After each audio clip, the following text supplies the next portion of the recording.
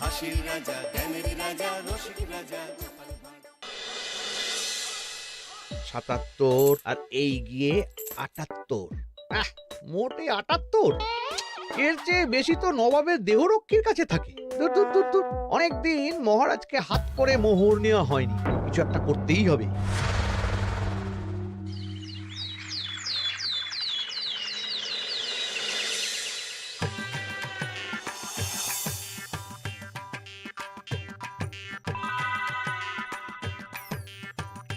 কই গো, কিছু কি ঠিক করলে?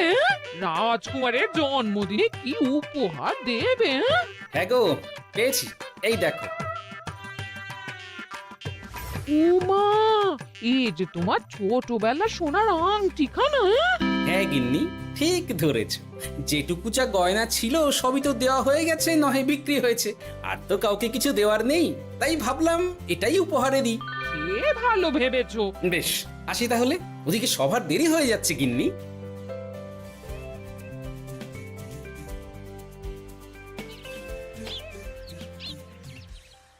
আচ্ছা শোনো, একটা কথা বলতে ভুলে গেছিলাম, আজ একটু তাড়াতাড়ি বাড়ি এসো।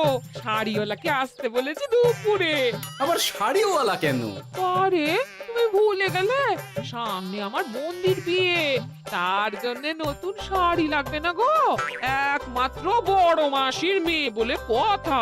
বুঝলাম, তো ওই একটা শাড়ির জন্য আবার আমাকে থাকতে হবে? 3টে শাড়ি উপহারের পাশাপাশি আমারও একটা শাড়ি চাই। হ্যাঁ আচ্ছা, তুমি নতুন শাড়ি নিয়ে কি করবে বলো তো? বিয়েটা তো তোমার বংশীর। বলি, সারাটা জীবন তো এই এক কাপড়ই কাটিয়ে দিলাম, কি দিয়েছো তুমি আমায়? কেন, এই নিজেকে? আমার মতো স্বামী আর কোথাও পাবে? ও সব মন ভুলানো কথায় আর চিড়ে ভিজবে না, তাড়াতাড়ি আসবে বলে দিলাম। হ্যাঁ অগত্যা।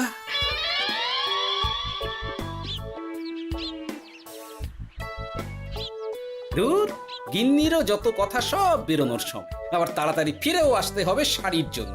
দেখি মহারাজকে বলি অগ্রিম বেতনের জন্য, না হলে তো শাড়ি কেনা যাবে না।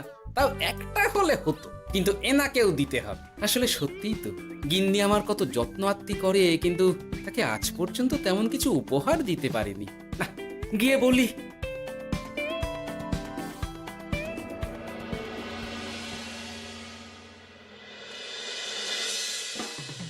রাজকুমারের জন্মদিন উপলক্ষে যে আপনারা এত উপহার এনেছেন তার জন্য অনেক ধন্যবাদ।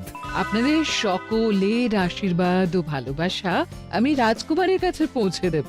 এ আর এমন কি মহারাজ, জানেনই তো রাজকুমার আমাদের সকলের কাছে কত প্রিয়। ঠিক ঠিক। কিন্তু আমি অবাক হচ্ছি আপনার প্রিয় গোপাল জন্মদিন ভুলে গেছে দেখে। এখনো পর্যন্ত তার কোনো পাত্তাই নেই। হ্যাঁ তাই তো, গোপাল আসেনি কেন? এসে গেছি মহারাজ। তা বলি, এসে তো উদ্ধার করে দিয়েছো। আজ রাজকুমারের জন্মদিন, সে কথা কি মাথায় আছে? ক্ষমা করবেন মহারাজ, আসলে ওই রাজকুমারের উপহার আর গিন্নির আবদার এসবের জন্যই আমার দেরি হয়ে গেল আর কি। এই নিন রানীমা, আমার তরফ থেকে রাজকুমারের জন্য ছোট্ট উপহার। অনেক অনেক ধন্যবাদ গোপাল। তবে মহারাজ, আমারও একটা অনুরোধ ছিল। কি? আমাকে যদি অগ্রিম বেতন হিসাবে কিছু মোহর দেন, তাই নিয়ে আমাকে একটু তাড়াতাড়ি বাড়ি ফিরতে হবে। উনি বলবেন আর ওনাকে দিতে হবে, মামা বাড়ির আবদার। যেটা জানেন না তার মাঝে এত কথা বলেন কেন? হ্যাঁ, আসলে মহারাজ, আমার গিন্নির বোনের মেয়ের বিয়ে সামনে, তাই গিন্নি আবদার করেছে ওই নতুন শাড়ি কেনার জন্য। জানেনই তো বিয়ে বাড়ির কত খরচা, তাই। এ তো খুব ভালো কথা, কিন্তু অগ্রিম বেতন কেন? এমন একটা ভালো খবর দিলে আমার তরফ থেকে তোমার জন্য কিছু মোহর উপহার। এই না। ধন্য মা আপনি, আপনার মতো মা থাকতে সত্যি ছেলের কোনো চিন্তা থাকে না রানীমা। ইস, বেটা আবার সুযোগ বুঝে মোহর পেল। কেন যে আমার এমন হয় না। এবার তাহলে আসি মহারাজ, গিন্নি ওদিকে অপেক্ষা করছে। হ্যাঁ হ্যাঁ, যাও যাও, আজ তাহলে সভা এখানেই শেষ করলাম। মহারাজ, আপনার সাথে আমার একান্তে কিছু কথা আছে, আমি অন্দরমহলে গেলাম। রানীমার আবার হঠাৎ কি হলো, ব্যাপারটা দেখতে হচ্ছে।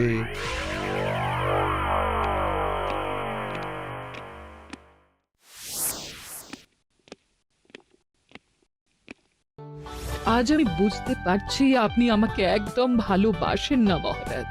ও কি কথা বলছো রানী? একদম ঠিক বলছি। নিজের গিন্নির আবদার মেটানোর জন্য গোপাল কত ভাবে, নতুন শাড়ি কিনে দেবার জন্য অগ্রিম বেতন অব্দি চাইলো, আর আপনি? আমি তো রাজা, আমি কেন বেতন চাইবো? সেটাই তো, রাজা হয়েও আপনি কখনো এমন কিচ্ছু করেননি, কিচ্ছু না। আহা, রাগ করে না। আমি তোমাকে সব থেকে সুন্দর শাড়ি উপহার দেব, একেবারে সোনার সুতোর কাজ করা মুক্ত বসানো শাড়ি। এমন শাড়ি কেউ কখনো দেখেনি। ও মা, সত্যি? আচ্ছা, এই ব্যাপার। গোপালের কথা শুনে এবার মহারাজ ও রানীমাকে উপহার দেবে? ধুর, আমারই ভাগ্যটা খারাপ।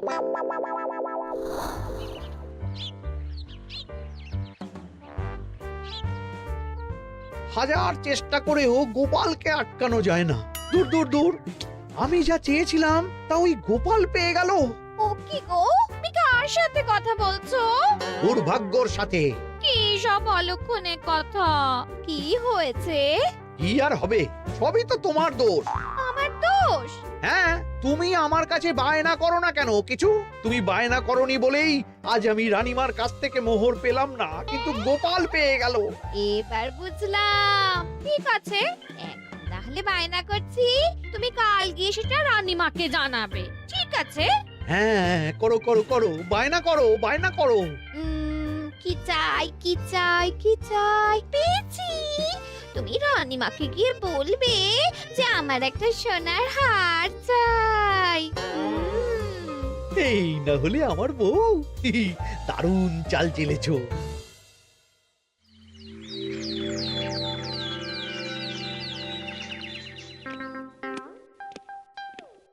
কি গো মন্ত্রী, আজ যে তুমি দেরি করলে বড়। আগে মহারাজ, আমাকে সময় নিয়ে শোনাতে শোনাতে মন্ত্রীমশাইয়ের মনে হয় নিজেরই সময় জ্ঞান খারাপ হয়ে গেছে। তুমি থামো তো মহারাজ, আমারও খুব বড় একটা বিপদ হয়ে গেছে। একমাত্র রানীমাই আমাকে বাঁচাতে পারবেন। আমাকে একটু ওনার সাথে দেখা করার অনুমতি দিন মহারাজ। কিন্তু তোমাদের রানীমা তো এখানে নেই। আসলে জানোই তো যে কুমার অনেক দূরে থাকে, তাই গতকাল রাতেই রওনা দিয়েছে। সে কি, রানীমা নেই? এবার কি হবে আমার? কেন কেন কেন, কি হয়েছে? আসলে মহারাজ, আমার বউ আমার কাছে সোনার হার গড়িয়ে দেওয়ার বায়না করেছে, তাই আমার। বুঝেছি বুঝেছি, চুপ করো তুমি। এখন তোমাকে মোহর দিতে পারবো না। কেন মহারাজ? পরের মাসে দিতে পারবো। আসলে তোমাদের রানীমাকে সোনার সুতো দিয়ে কাজ করা এক শাড়ি উপহার করেছি সদ্য, যার জন্য অনেক খরচ হয়ে গেছে। তাহলে আমার সোনার হার পরের মাসে গড়িয়ে দিও। এটা তো ঠিক না।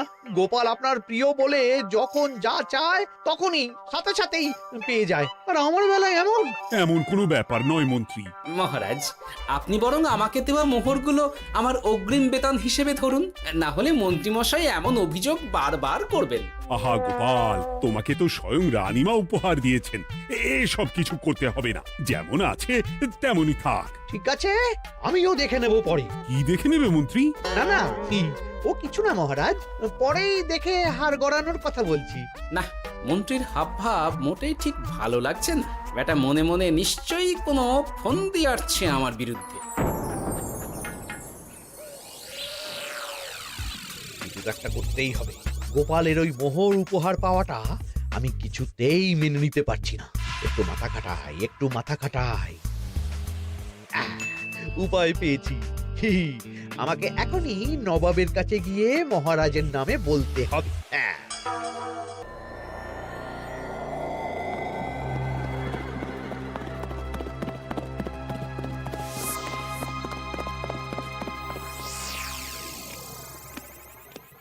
প্রণাম নবাব বাহাদুর। আরে এদের কৃষ্ণনগরের রাজা কৃষ্ণচন্দ্রের মন্ত্রী, তো হঠাৎ এখানেই কেন? আমি নবাব বাহাদুরকে আন্তরিক ধন্যবাদ জানাতে এসেছি। কিসের জন্য? এই যে আমরা খুব খুশি রাজা কৃষ্ণচন্দ্রের মতো একজন শক্তিশালী রাজা পেয়ে। শুধু সামরিক বলেই নয়, আর্থিক, সামাজিক, রাজনৈতিক সব দিক থেকে। আর এটা সম্ভব হয়েছে আপনার মতো একজন নবাবের মহারাজের ওপর কৃপা দৃষ্টির জন্য। বলতেটা কি চাইছো তুমি? তেমন কিছুই না, আপনার গুণগান করছি। নইলে আপনিই বলুন না, আমাদের মহারাজ কখনো সোনার সুতোয় বোনা মুক্তোর কাজ করা শাড়ি কিনে রানীমাকে উপহার দিতে পারে? কি সোনার শাড়ি? হ্যাঁ, এমন দামি শাড়ি যা হয়তো নবাবের কাছেও নেই। ঠিক আছে ঠিক আছে, তুমি এখন আসতে পারো। আর শোনো, আমি তোমাদের রাজ্য পরিদর্শনের জন্য লোক পাঠাবো। কবে কখন সেটা কাল তোমাদের সূচনা পাঠিয়ে দেবো, কেমন? তো, ঠিক জায়গাতেই আগুনটা ধরিয়েছি মনে হচ্ছে। বেশ, ব্যাপারটা আমার মোটেই ঠিক লাগছে না উজির। কৃষ্ণচন্দ্রর মতো এক সামান্য রাজা এত দামি শাড়ি কিনলো কি করে? কালো বাজারি করছে না তো? আমিও একই কথা ভাবছিলাম হুজুর। এক কাজ করো, কালকে কৃষ্ণনগরে খবর পাঠাও। 2 দিন পর রাজকার্য পরিদর্শনের জন্য তুমি সেখানে যাবে। সব খতিয়ে দেখবে, আর কিছু বেগতিক বা গরমিল দেখলে সেটা বাজেয়াপ্ত করে নেবে, কেমন? আর কে হুজুর?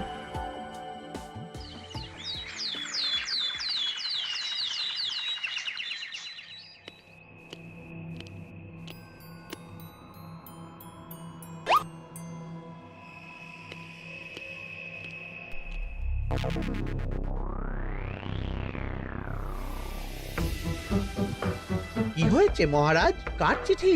নবাবের রাজকার্য পরিদর্শনের জন্য লোক পাঠাবে 2 দিন পর। এতে চিন্তার কি আছে মহারাজ? চিন্তার বিষয় আছে। নবাব আমার রাজকোষের হিসাবও মিলিয়ে দেখতে চায়। কোনো একটা ভাবে নবাবের কানে আমার সোনার শাড়ি কেনার কথাটা চলে গেছে, তাই সন্দেহ করছে। সে কি কাণ্ড! নবাবকে তো চিনি, ভুল ধরার কোনো সুযোগ ছাড়বে না। আর চিঠিতে পরিষ্কার লিখে দিয়েছে, হিসেবের একটু এদিক ওদিক হলেই সে সব বাজেয়াপ্ত করে নেবে। হায় কপাল, এ সব হয়েছে গোপালের জন্য। অমনি শুরু করে দিলেন। আচ্ছা, আমি আবার কি করেছি বলুন তো? তুমিই তো করেছো। সেদিন যদি তুমি তোমার গিন্নির শাড়ি কেনার কথাটা রানীমার কানে না তুলতে, তাহলে রানীমাও মহারাজের কাছে শাড়ির জন্য বায়না করতেন না, মহারাজও সোনার শাড়ি কিনতেন না, আর নবাবও জানতে পারতেন না। একদম ঠিক কথা বলেছ মন্ত্রী, সব দোষ তোমার গোপাল। মহারাজ, আপনি এমন বলছেন? হ্যাঁ বলছি, কারণ এটাই হয়েছে। দুশ্চিন্তায় এখন মাথা খারাপ হয়ে যাচ্ছে আমার। আমি জানি না তোমার জন্য আজ অব্দি এমন বিপদে কবে পড়েছি। এবার তোমাকেই এখান থেকে বেরোনোর উপায় বের করতে হবে। আর যদি তা না করতে পারো, তাহলে আজ পর্যন্ত তোমাকে যত মোহর উপহার দেওয়া হয়েছে সেই সব উপহারের মোহর ফেরত দিতে হবে। সব মোহর যে প্রায় খরচ হয়ে গেছে মহারাজ, আবার আমি কোথা থেকে পাবো? সেটা তুমি জানো। এইবার গোপাল ভালো মতো জব্দ হয়েছে। এই যে লঘু পাপে গুরুদণ্ড। গোপাল পড়ল ফাঁদে। এমন দেখে মন্ত্রী হাসে আর আমার মনটা কাঁদে।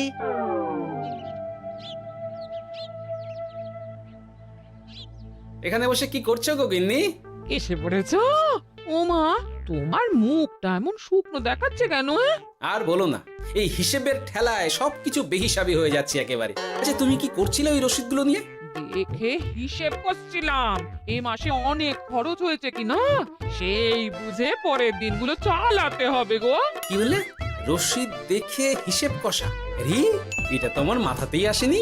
ধন্যবাদ গিন্নি, আরো একবার তোমার জন্য এই যাত্রায় আমি বেঁচে যাব মনে হচ্ছে। বেঁচে যাবে কেন? কি হয়েছে?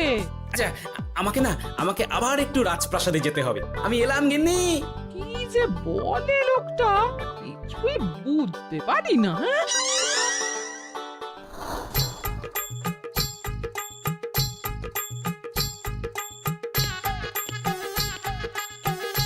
আসতে পারি মহারাজ? এ কি গোপাল, তুমি? আর কোনো চিন্তা নেই মহারাজ, নবাবকে হিসেব বোঝানোর উপায় পেয়ে গেছি। কি বলছো? কি উপায়? এই দুদিনে আপনি শুধু সকল প্রজাদের কাছ থেকে পুরনো রসিদ সংগ্রহ করুন, তাহলেই কেল্লা ফতে। তাই নাকি? আর নয়তো কি? তবে এ ব্যাপারে মন্ত্রী মশাইকে কিন্তু কিচ্ছু জানতে দেওয়া যাবে না। শুধু আমি যা বলছি তাই করুন মহারাজ। সে তো বুঝলাম, কিন্তু প্রজাদের থেকে পুরনো রসিদ সংগ্রহের কথা ঘোষণা করলেই মন্ত্রী এমনি জানতে পেরে যাবে। চিন্তা করবেন না মহারাজ, আমার কাছে এটারও উপায় আছে। আপনি শুধু খেয়াল রাখবেন যাতে এই কথা 5 কান না হয়। বাকিটা ভরসা রাখুন, কৃষ্ণনগরের একটা ঘাসও নবাব বাজেয়াপ্ত করতে পারবে না।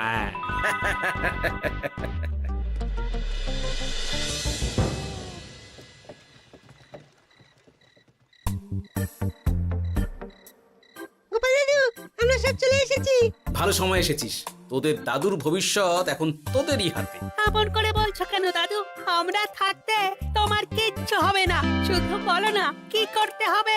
জানি তো, তোদের যেটা করতে হবে সেটা হলো সবার বাড়ি বাড়ি গিয়ে পুরনো রসিদ সংগ্রহ করতে হবে। এই ব্যাপার, এটা আর এমন কি? কিন্তু কেউ যদি জিজ্ঞাসা করে কেন চাইছি, তখন বলবি যে ওই গোপাল দাদু ওই টোঙা বানাবে বলে পুরনো কাগজ চাইছে। আচ্ছা, আমরা এক্ষুনি নিয়ে আসছি। যাক, প্রথম ধাপ হয়ে গেল, এবার পরের ধাপের প্রস্তুতি। যাই, একবার বরং বিজ্ঞানীর কাছ থেকে ঘুরে আসি। বিজ্ঞানী, ও বিজ্ঞানী, বাড়ি আছো? আরে গোপাল যে, এসো এসো ভেতরে এসো। বলো, তোমাকে কিভাবে সাহায্য করতে পারি? তোমার কাছে কালি মোছা যায় এমন কোনো কিছু আছে? কালি মোছার জিনিস? হ্যাঁ, একটা তরল রাসায়নিক পদার্থ আছে যেটা সব ধরনের কালি তুলে ফেলে। দাঁড়াও দিচ্ছি। অনেক ধন্যবাদ বিজ্ঞানী।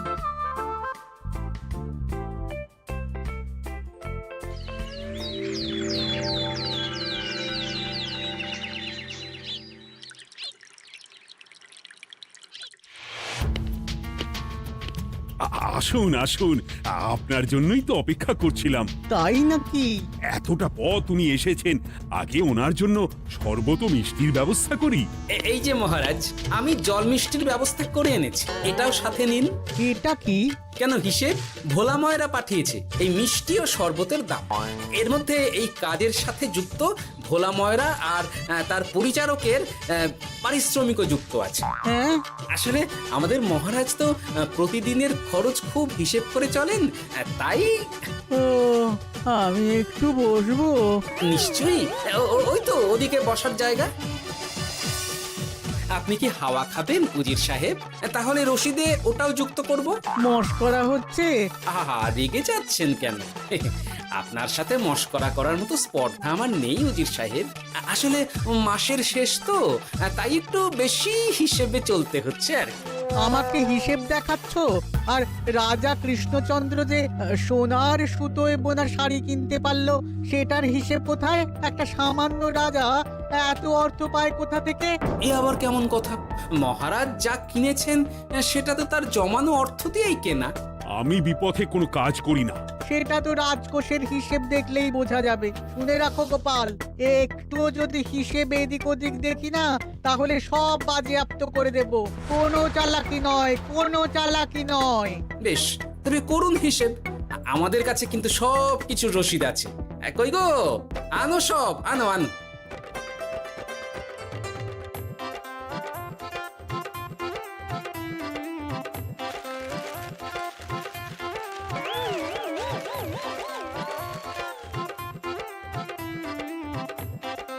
হ্যাঁ, এত রসিদ?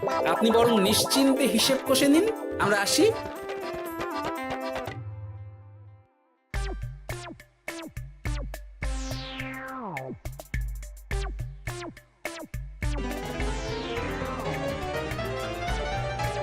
বাবারে, এত হিসেব কষে কষে তো মাথা ঝিমঝিম করছে, খিদেতেও পেট চুই চুই করছে। আপনার হিসেব কত দূর উজির সাহেব? আমাকে এখান থেকে নিয়ে চলো গোপাল, আমি আর পারছি না। ও কি, অঙ্ক কষে কষে তো আপনার সব শক্তি শেষ হয়ে গেছে দেখছি। আচ্ছা চলুন চলুন চলুন, কিছু মুখে দিয়ে দিন, তাহলেই শক্তি আসবে। তাই চলো।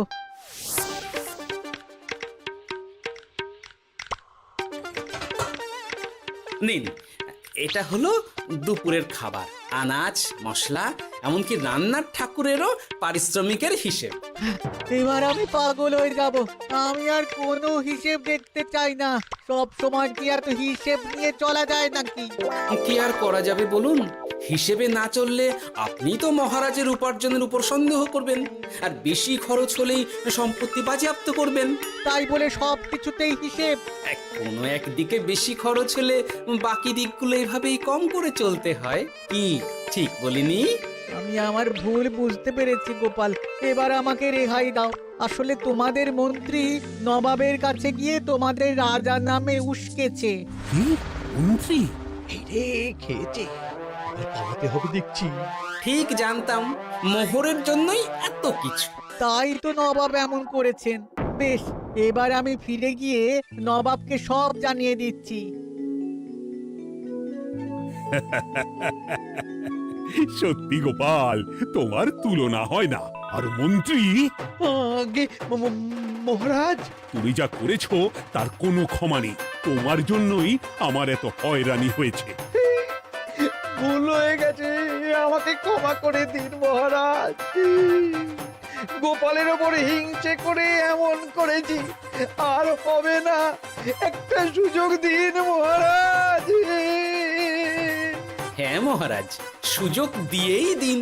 বেশ, তবে তোমার শাস্তি হলো রানীমাকে আমি যে সোনা শাড়ি কিনে দিয়েছি সেটার পুরো দাম তোমাকে আমায় দিতে হবে।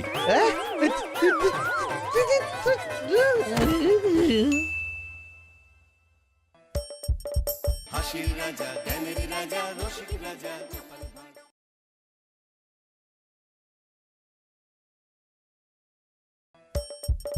হাসির রাজা জ্ঞানের রাজা রসিক রাজা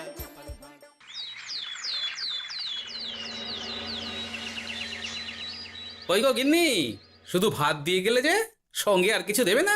দিলাম তো এক ঘটি জল, ভাতে জল ঢেলে নুন দিয়ে মেখে খেয়ে নাও। হ্যাঁ, কি রোজ রোজ সেই এক খাবার? এসব মুখে তোলা যায় নাকি? হ্যাঁ, তাহলে খালি পেটেই থাকো না, কে বলেছে মুখে তুলতে?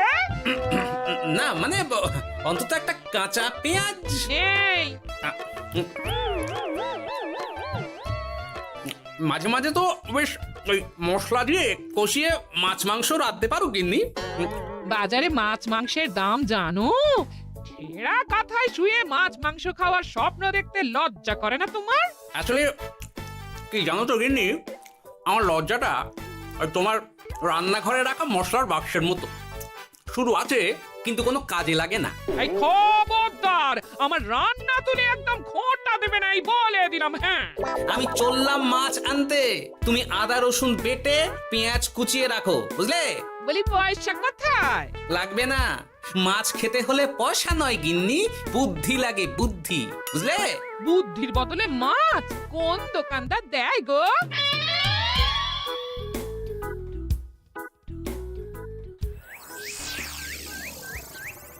না না না না না, কিছুতেই বুঝে উঠতে পারছি না। এই নিন জাহাপনা, আপনার জন্য আম পোড়া শরবত এনেছি, খেয়ে নিন। ওরা কপাল আগে সামলাই, তারপর আম পোড়ার শরবত খাবো। সে কি জাহাপনা, আম তো আপনার প্রিয় ফল। তার চেয়েও প্রিয় ক্ষমতার লোভ। এদিকে কৃষ্ণনগর ঠিক যেন পাকা হিমসাগর, ওদিকে বর্ধমান যেন হৃষ্টপুষ্ট ফজলি, আর খাম্বাজ রাজ্য যেন লাল হলুদ গোলাপ ঘাস। এদের একসঙ্গে খেতে না পারলে আমার ঠিক ভাত হজম হচ্ছে না উজির। হবে খুব তাড়াতাড়ি এই রাজ্যগুলো আপনার বর্ষতা স্বীকার করবে জাহাপানা। শুধু চাই সঠিক উপায়। কি উপায়? এদের সঙ্গে যুদ্ধে লড়ে আপনি সহজেই রাজ্যগুলো জিতে নিতে পারেন জাহাপানা, কিন্তু তাতে রাজ্যবাসীর ভালোবাসা পাবেন না। রাজ্যবাসীর ভালোবাসা পেতে হলে প্রমাণ করতে হবে তাদের রাজারা অপদার্থ। কি বলছো উজির? আমার তো কিছুই মাথায় ঢুকছে না। আপনি হলেন বাংলার নবাব, আর কথায় আছে না, মাছে ভাতে বাঙালি। বাঙালিকে না বুঝলে বাংলা জিতবেন কিভাবে? আসুন আসুন জাহাপানা, আসুন, আমি আপনাকে বাতলে দিই বাংলা জেতার উপায়। সাব্বাস উজির, তোমার বুদ্ধিটা ঠিক পাকা ল্যাংড়া আমের মতো, না মিষ্টি।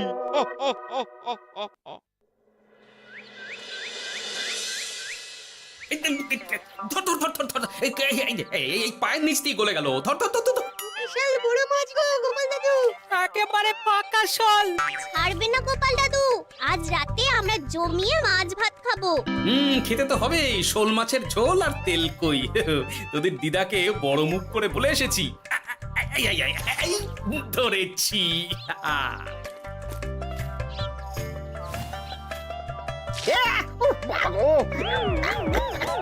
ছি ছি ছি ছি, কি দুর্গন্ধ! গোপালকে ছাড়বেন না মহারাজ, ও ইচ্ছে করে আমার মুখে কাদা ছুঁড়েছে। ঠাকুর বলেছেন মানুষ নিজের কর্মফল একদিন না একদিন ঠিক পাবে। মন্ত্রী মশাই যে এত তাড়াতাড়ি পেয়ে যাবেন ভাবতেই পারিনি। দেখেছেন মহারাজ, দেখেছেন? দোষ করে এখন আবার ধর্মের বাণী দিচ্ছে। আহ, তুমি রাজসভা কামাই করে এসব কি করছো গোপাল? যা সামান্য বেতন পাই সব পেঁয়াজ রসুন কিনতেই ফুরিয়ে যায় মহারাজ, তাই মাছটা নিজেই ধরে খাচ্ছি। হ্যাঁ? মহারাজ আপনার পায়ে পড়ি। থাক থাক, আর আমার পা ছুঁতে হবে না গোপাল। কেন মহারাজ? আমি তো মন থেকে আপনাকে সম্মান করি, বলুন। এ তো আচ্ছা জ্বালাতন। মুর্শিদাবাদের নবাব বাহাদুর আপনাকে একটি বিশেষ পত্র পাঠিয়েছেন, অনুগ্রহ করে গ্রহণ করুন।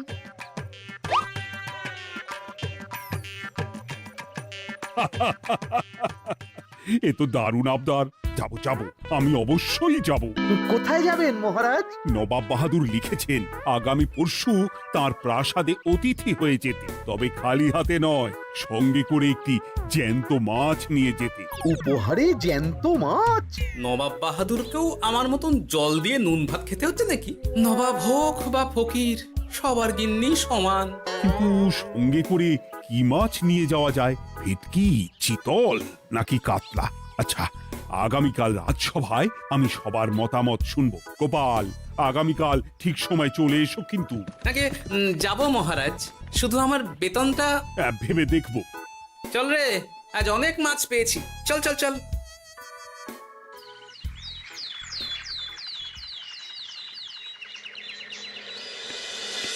কি মহারাজ, আপনাকে এত চিন্তিত দেখাচ্ছে কেন? নবাব বাহাদুরের জন্য কি মাছ উপহার স্বরূপ নিয়ে যাওয়া যায় সেই চিন্তায় গতকাল রাতে আমার ভালো ঘুম হয়নি মন্ত্রী। আমিও গতকাল রাতে দু চোখের পাতা এক করিনি মহারাজ, অনেক ভেবে সকালের দিকে আমার মাথায় একটা বুদ্ধি এলো। কি বুদ্ধি? নবাবকে উপহার স্বরূপ ইলিশ দিলে কেমন হয়? বোঝো কাণ্ড, এই বুদ্ধির জন্য রাত জাগতে হলো। হ্যাঁ, ইলিশ তো জল থেকে তুললেই অক্কা পায়, তা জ্যান্ত থাকবে কিভাবে? ঠিক ঠিক, মন্ত্রীর মাথায় গোবর আছে না ভুসি? আমার মতে উপহার স্বরূপ ছোট মাছ নিয়ে যাওয়াই ভালো। এই যেমন ধরুন ওই পুঁটি মাছ, নিজেও খেতে পারবেন আবার ঝালও খেতে পারবেন। ছি ছি ছি ছি ছি, সবাই হাসবে যখন দেখবে কৃষ্ণনগরের মহারাজ উপহার স্বরূপ নিয়ে গেছেন পুঁটি। ওরে বাবা, তাহলে থাক বাবা। তাহলে বাদ গেল মোট দুটি, ইলিশ আর পুঁটি। আমার মতে কাতলা দেওয়াই ভালো, ওজনেও বেশি হবে। না না না, কাতলা দেখতে একদম ভালো নয়, মাথা মোটা মাছ কোথাকার।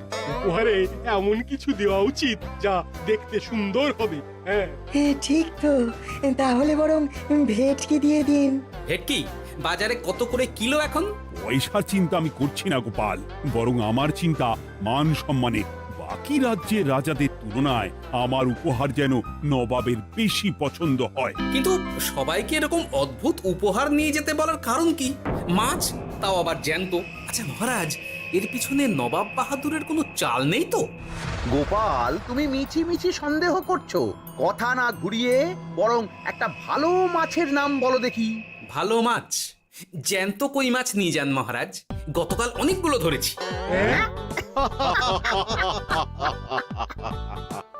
কি, এত ভালো ভালো মাছ থাকতে আমি শেষে কই মাছ নিয়ে যাব? তুমি সমাধান না দিয়ে উল্টে মজা করছো গোপাল।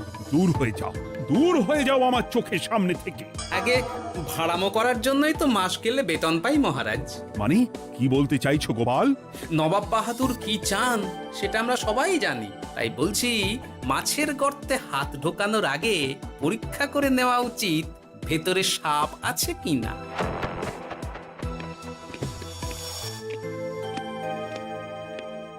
এই মন্ত্রী, গোপাল কি বলে গেল? সাপ ব্যাং কিছুই তো বুঝলাম না। ছাড়ুন তো গোপালের কথা, আমরা বরং মাছ নিয়ে আলোচনা করি। আমার মতে জ্যান্ত ভেটকি নিয়ে যাওয়াই ভালো। আমাদেরও ওই ভেটকিতেই মত আছে। বেশ, এই নাও 100 মোহর। বেছে বেছে সবচেয়ে বড় ভেটকিটা বাজার থেকে কিনে আনো মন্ত্রী। তারপর তাকে রূপোর গামলায় জল ঢেলে রাখো। আমি কাল ভোর ভোর মুর্শিদাবাদের উদ্দেশ্যে রওনা হব। কোনো চিন্তা করবেন না মহারাজ, কাজ হয়ে যাবে। যাওয়ার সময় চিঠিটাও সঙ্গে করে নিয়ে যেতে হবে, নবাবের হুকুম।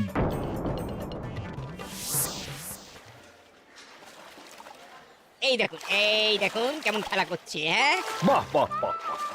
ওজনে কত হবে? 4 কিলো তো হবেই। কিলো 2 পয়সা হিসেবে 8 পয়সা দেবেন। আমি শুধু ওজন জানতে চেয়েছি, দাম শুনে আমার কি হবে? এই, এটাকে গাড়িতে তোল। আর মাছের দামটা? মুর্শিদাবাদের নবাবকে আমাদের মহারাজ এই ভেটকিটা উপহার স্বরূপ দেবে। তোর ভাগ্য ভালো যে মাছটা তুই ধরে এনেছিস। আবার টাকা কিসের রে? আয় রে আয় আয় আয় আয় আয়, আমার কত ক্ষতি হয়ে গেল।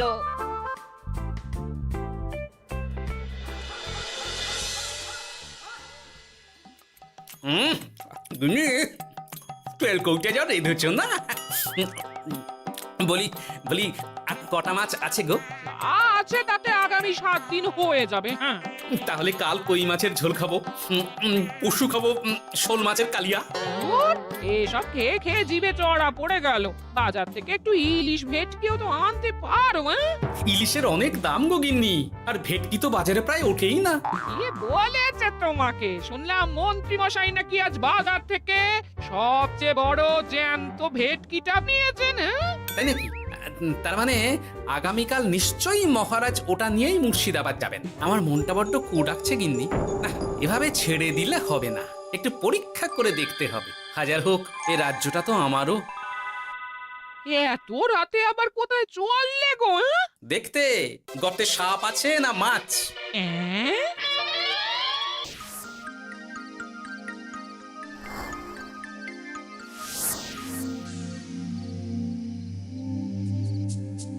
এ কি গোপাল, এত রাতে? সব ঠিকঠাক বুঝেছো তো? হ্যাঁ হ্যাঁ, তুমি কোনো চিন্তা করো না গো গোপাল দাদা। তাহলে কাল উত্তরের জঙ্গলে।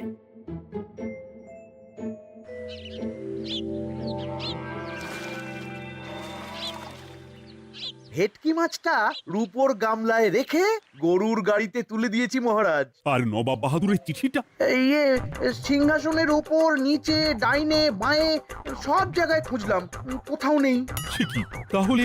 এমন চিত্তাকর্ষক উপহার দেখলে নবাব বাহাদুরের চিঠির কথা মনেই থাকবে না। আপনি নির্দ্বিধায় যাত্রা শুরু করুন মহারাজ। ঠিক বলেছ।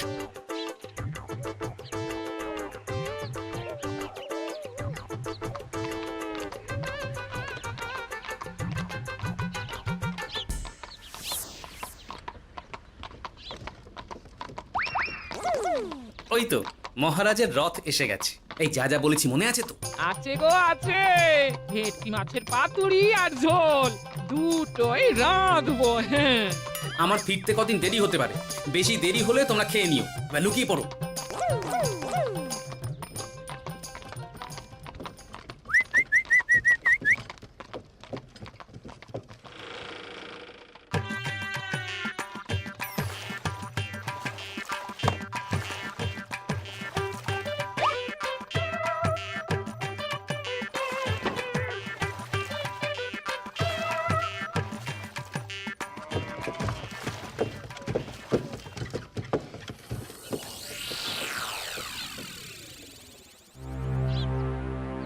ওই দেখা যায় রথে চেপে সবাই ধীরে ধীরে এদিকেই আসছে জাহাপানা।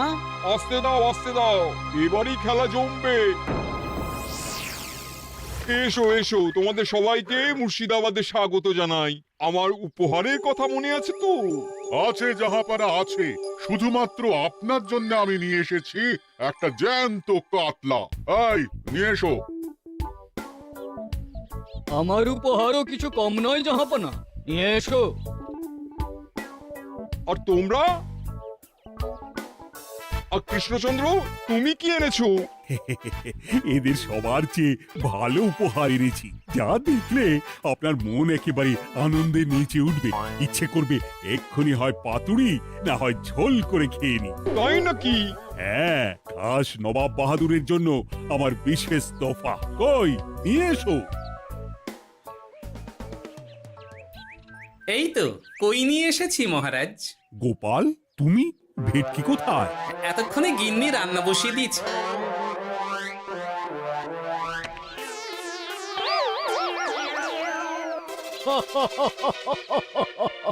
শেষে কিনা কই মাছ?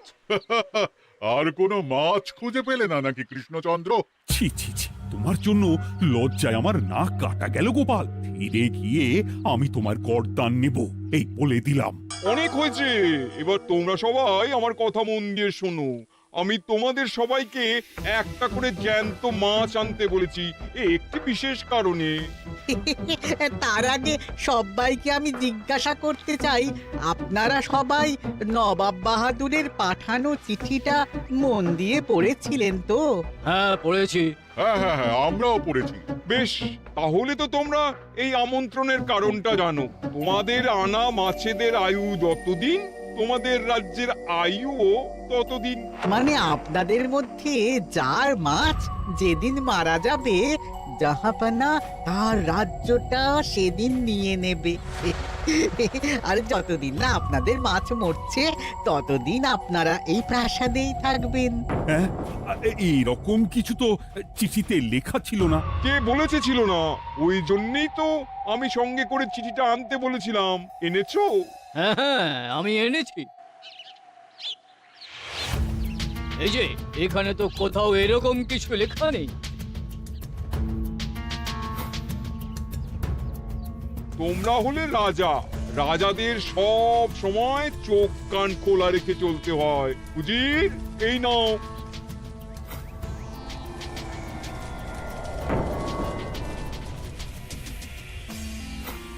সত্যি তো, চিঠিতে তো এটাই লেখা আছে। আমাদের সঙ্গে প্রতারণা করা হয়েছে। হ্যাঁ হ্যাঁ, আমরা কেউ বুঝিনি চিঠিতে কার চুপি করা আছে। চুপ! বেশি গলা তুলে কথা বললে গলাটা শরীরের ওপরে নাও থাকতে পারে। আজ এই মুহূর্ত থেকে এই খেলাটা শুরু হলো। তোমাদের রাজ্যের আয়ু এখন তোমাদের আনা মাছেদের কাছে।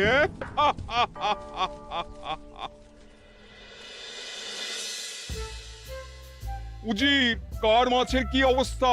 আগে বাকিরা মোটামুটি সাঁতার কাটছেও, খাম্বাজ রাজার আনা কাতলা খাবি খাচ্ছে।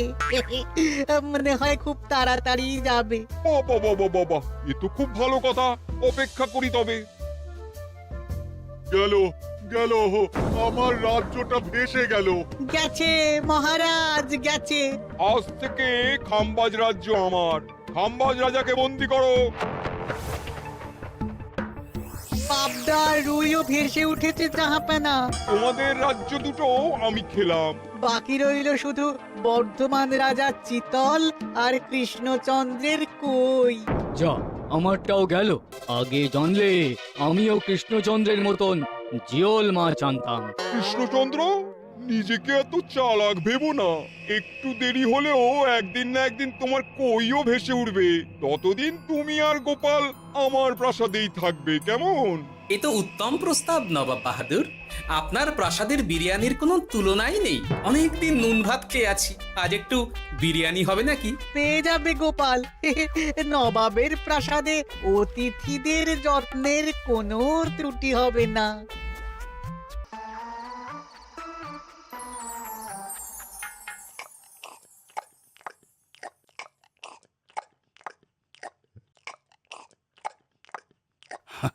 আমাকে ক্ষমা করে দিও গোপাল, আমি তোমাকে অনেক কথা শুনিয়েছি, কিন্তু এখন বুঝতে পারছি কেন তুমি ভেটকির বদলে কই মাছ এনেছো।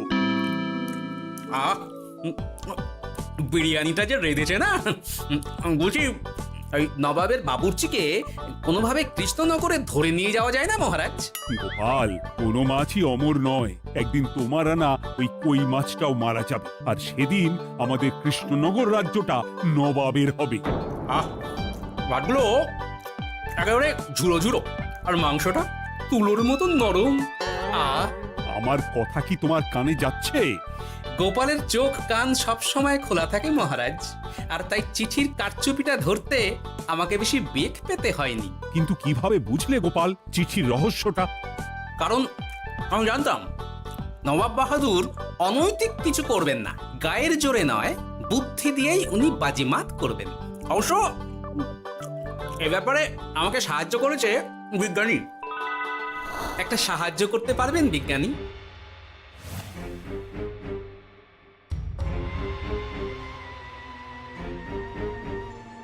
তোমার সন্দেহ একদম ঠিক গোপাল। এই চিঠিতে লেবুর রস দিয়ে লেখা হয়েছে কয়েকটি লাইন, যা শুধু আগুনের তাপেই ফুটে উঠবে। এই নাও। সর্বনাশ, গর্তে মাছ নয়, বিষধর সাপ আছে। এবার কি হবে গোপাল? আগামী 7 দিন পেট ভরে বিরিয়ানি খাবো মহারাজ, ততদিনে ওরা এসে যাবে। কারা আসবে? দেখুন না শুধু।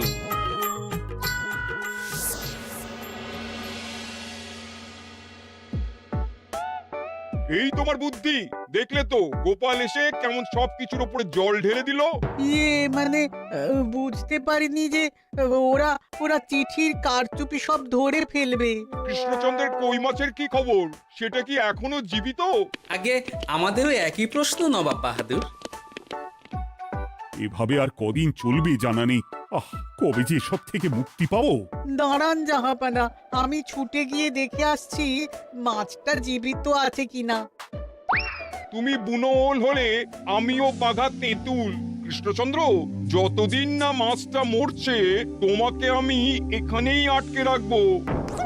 সর্বনাশ হয়ে গেছে জাহাপানা, দেখবেন আসুন, দেখবেন আসুন। কি হয়েছেটা কি? চলুন না, নিজের চোখেই দেখবেন। সে কি, কই মাছ বাচ্চা দিয়েছে? এটার অপেক্ষাতেই তো ছিলাম। ওরা এসে গেছে মহারাজ, এবার আপনার রাজ্য সুরক্ষিত। মানে নবাব বাহাদুরের কথা অনুযায়ী মাছ মারা গেলে রাজ্য ছাড়তে হবে। এমনিতেই কই মাছের জান শক্ত, এরাও বড় হবে, বাচ্চা দেবে। এইভাবে কই মাছের গুষ্টি মরে শেষ হতে হতে নবাব বাহাদুর আর বেঁচে থাকবেন না। হ্যাঁ নয়, হ্যাঁ। বেছে বেছে ঠিক মা কই মাছটাকে নিয়ে এলে, এবার রাজ্যে ফিরি। কি লাভ? সেই তো নুন ভাত খেয়েই থাকতে হবে। না, আমি তোমার বেতন 10 গুণ বাড়িয়ে দেব, আর যাওয়ার সময় নবাবের বাবুর্চিকেও ধরে নিয়ে যাব। আজ থেকে তুমি শুধু বিরিয়ানি খাবে। জয় জয় মহারাজের জয়, জয় কই মাছের জয়। হাসির রাজা, জ্ঞানের রাজা, রসিক রাজা।